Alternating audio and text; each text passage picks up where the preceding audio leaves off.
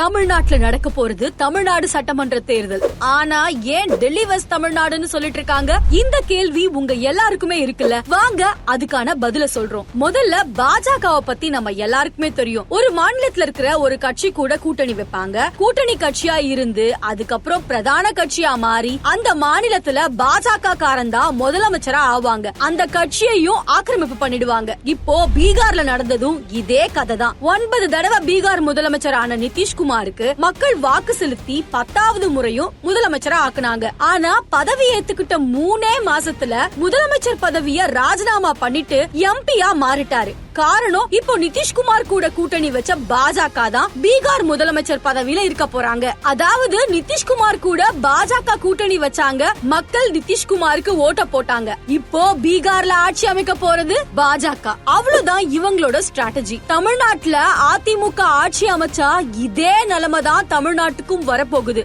எடப்பாடி பழனிசாமி தமிழ்நாட்டுல ஜெயிச்சாலும் இங்க முதலமைச்சரா உட்கார போறது பாஜக காரனா தான் இருப்பான். அதுவும் நிதிஷ்குமாருக்கே 3 மாசம்னா எடப்பாடி பழனிசாமில 3 நாள் கூட தாங்க மாட்டாரு. தூக்கி குப்பையில போட்டுட்டு என்டிஏ கூட்டணி ஆட்சின்னு வந்துருவானுங்க சங்கிங்க. அதனாலதான் மோடியோ இல்ல அமித்ஷாவோ இப்ப வரைக்கும் அதிமுக ஆட்சி அமைக்கும்னு எங்கனாச்சும் சொல்லிருக்காங்களான்னு பாருங்க. எங்கேயுமே சொன்னதே கிடையாது.